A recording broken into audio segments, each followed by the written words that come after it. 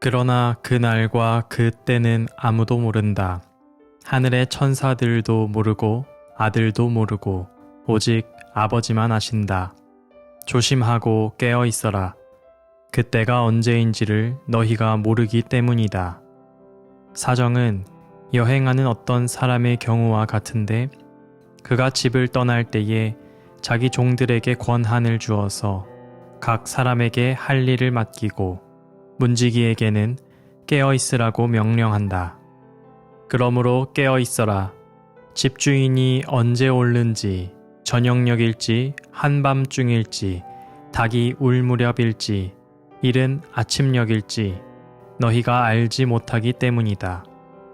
주인이 갑자기 와서 너희가 잠자고 있는 것을 보게 되는 일이 없도록 하여라. 내가 너희에게 하는 말은 모든 사람에게 하는 말이다. 깨어 있어라. 마가복음서 13장 32절에서 37절 말씀. 겨울 끝자락 시골집 마당 한쪽에 심어둔 매화나무가 꽃망울을 터뜨리는 순간이 있습니다. 한겨울 내내 얼어붙은 땅과 매서운 바람, 앙상한 가지들만 보이던 그곳에 어느 날 문득 하얀 꽃망울이 맺혀 있습니다. 아직 찬 바람이 옷깃을 파고드는데 그 작고 연약한 꽃이 먼저 봄을 선포합니다. 우리는 그 순간 압니다. 아, 봄이 오고 있구나. 계절이 오고 갈 때는 요란하지 않습니다. 폭죽처럼 터지는 것도 나팔을 불며 오는 것도 아닙니다.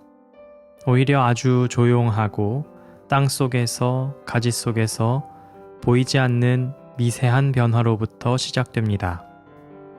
변화가 겉으로 드러나기 전에 이미 오래전부터 진행되고 있는 것입니다.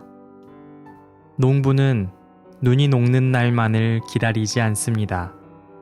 그는 씨앗을 뿌리고 땅을 고르고 물기를 터놓으며 봄을 준비합니다. 그 기다림 속에는 조급함도 계산도 없습니다. 그저 때가 오면 꽃은 피고 열매는 맺는다는 믿음이 있기 때문입니다. 기다림이란 아무것도 하지 않는 것이 아니라 때를 위해 준비하는 것입니다.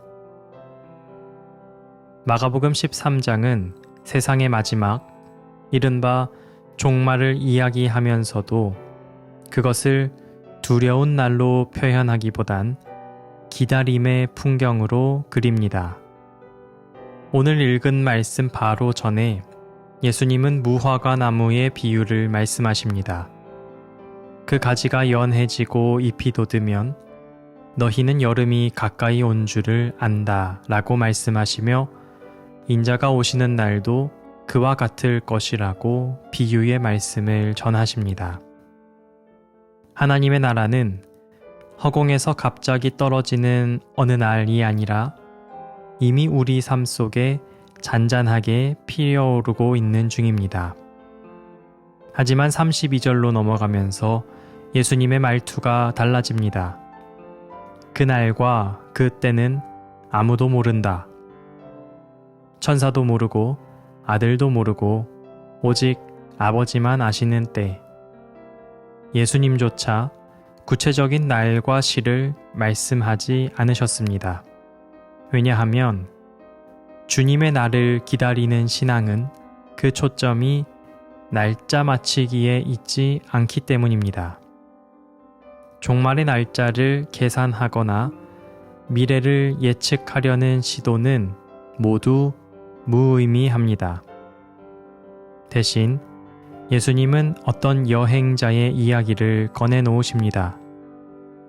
집주인이 집을 떠나며 종들과 문지기에게 그들이 할 일을 명령하고 갑니다. 부엌을 지키는 종은 밥을 준비하고 마당을 맡은 종은 쓸고 닦으며 문지기는 밤이든 낮이든 낯선 자가 집에 들어오지 못하게 문을 지킵니다. 맡겨진 일이 결코 과하거나 무리가 되는 일이 아닙니다. 그들이 당연히 해야 하는 일, 그들에게 주어진 직책인 것이죠. 이렇듯 종말을 준비하는 것은 때를 맞히는 일이 아니라 지금 내게 주어진 자리를 성실하게 지키는 일입니다. 예수님이 반복해서 깨어 있으라고 말씀하신 것은 극도의 긴장 속에서 잠을 안 자는 것처럼 지내고 있으라는 말씀이 아닙니다. 깨어 있음은 내 자리를 알고 그 자리를 떠나지 않는 것입니다. 인간의 위대함은 거창한 순간이 아니라 일상에서 어떻게 자기 몫을 감당하느냐에 달린 법입니다. 가정에서 부모로서의 자리, 직장에서의 역할, 그리고 공동체 안에서 맡겨진 몫을 흔들림 없이 감당하는 것. 하나님이 우리에게 주신 지금의 자리를 자각하고 지킬 때 우리는 이미 종말을 준비하는 것입니다. 혹시 하나님이 나에게 맡기신 자리가 작아 보입니까? 아니면 주님이 다시 오시는 것과 전혀 관련이 없는 일이라고 여겨지십니까? 하지만 그 자리를 포기하지 않는 것이 깨어 있음입니다. 문지기는 눈에 잘 띄지 않습니다. 그러나 문지기가 자리를 비우는 순간 집은 위험해집니다. 우리의 삶에서도 이 아무것도 아닌 것 같은 자리가 굉장히 중요합니다. 우리가 우리의 자리를 지키는 이유는 주인이 언제 올지 모르기 때문이 아니라 그분이 반드시 오시기 때문입니다. 그 자리가 눈에 띄지 않을 수 있습니다. 화려한 스포트라이트 없이 그저 흘러가는 나날일 수도 있습니다. 그러나 하나님은 그 자리를 성실히 지킨 자를 착하고 충성된 종이라 부르실 것입니다.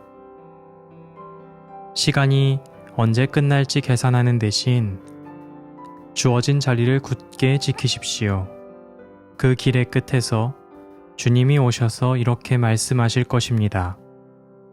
잘하였도다 착하고 충성된 종아. 내가 적은 일에 신실하였으니 이제 내가 많은 일을 내게 맡기겠다. 오늘도 내일도 나의 자리에 서서 깨어 기다리는 주님의 사람이 되기를 소망합니다. 주님, 주어진 자리를 소중히 여기며 오늘의 하루를 주님의 뜻대로 살게 해 주십시오.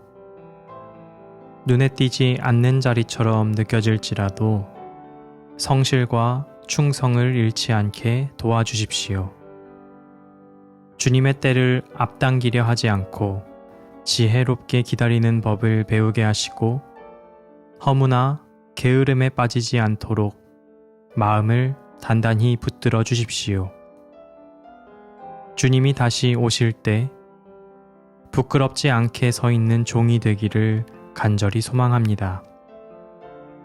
끝까지 깨어 주님을 맞이하는 삶을 살게 해 주십시오. 아멘.